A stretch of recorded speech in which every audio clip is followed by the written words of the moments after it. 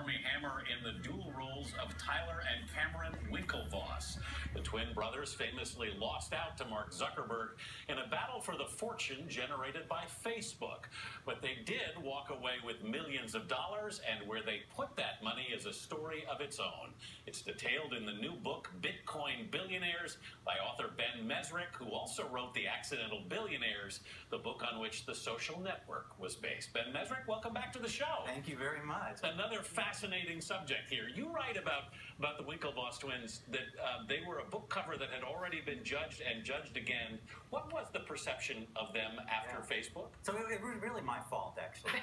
When I first met the Winklevoss twins, I grew up on 80s movies, and they were immediately the bad guys, you know? They looked like the guys in skeleton costumes chasing the Karate Kid around the gym. And when I wrote Accidental Billionaires, you know, they were the alpha males. They were these, you know, almost a joke. And I think that carried afterwards. Everyone saw Zuckerberg as the lovable nerd and them as the bad guys. But that was actually wrong. I love the plural, the Winklevoss. The Winklevoss. Yeah, sort of coin that. But I mean, the whole notion of Bitcoin and cryptocurrency, I mean, the idea that they caught on to this on vacation. Right. They went to, what happened was they got this settlement for $65 million, which they took in stock, so it became $500 million. Wow. Then they tried to invest in Silicon Valley, but no one would take their money because they were the guys Zuckerberg hates the most. So no one wanted them on their spreadsheet.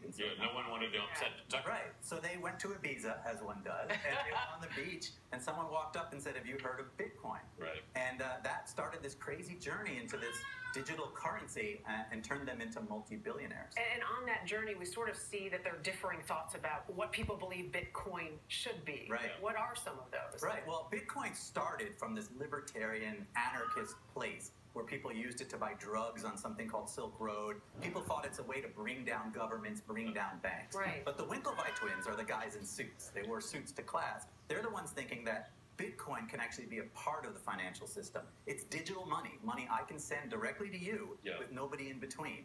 And that, to them, is a freeing, liberating thing that everyone could use. And help get them back in with the people in Silicon Valley that shunned them earlier. Well, what's crazy is now Facebook is looking at doing a digital coin or a crypto coin, and supposedly, it's been reported, and it's actually partly in my book, that that Zuckerberg has now been talking to the Winklevoss twins. So they're back together again. Time heals all wounds. I know how that's going to work out. But I believe it's always been personal between the twins and Zuckerberg, that they're both driven by this personal battle going on, this Shakespearean battle between the twins and Zuckerberg, and it's never going to end.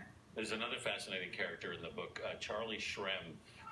He was profiled on 60 Minutes, actually, last Sunday. What does he represent in the world of Bitcoin? Yeah, so Charlie Shrem was this very smart young guy who was 19 years old, lived in his mother's basement, and he was one of the first people into Bitcoin. He built a company called BitInstant, but he went the wrong way. He was sort of dragged into the libertarian anarchist fold and ended up making mistakes, ended up being the first person to go to jail for Bitcoin.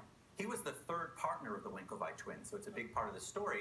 They were trying to bring him to the right side, and other people were pulling him the other direction. To the dark side. Yeah.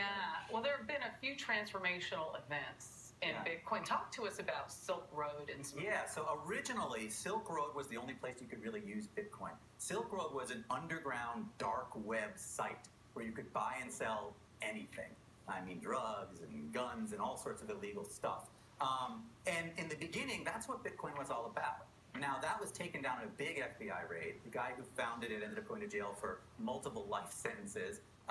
But the twins always saw that as a good thing. When Silk Road went away, that meant Bitcoin could become something mainstream. Regular people are not going to use Bitcoin if it's being used to buy drugs. Are they still billionaires? Yes, they are billionaires. Bitcoin's back up at 8,000. Okay. All right. Well, I didn't want to retitle it Bitcoin Millionaire, Bitcoin Thousandaires, and Bitcoin Hundredaires, and then that would have been sad. This sounds much better. Ben Mezrich, thank you very much. I appreciate it. What could be the future of mail delivery is getting a test run.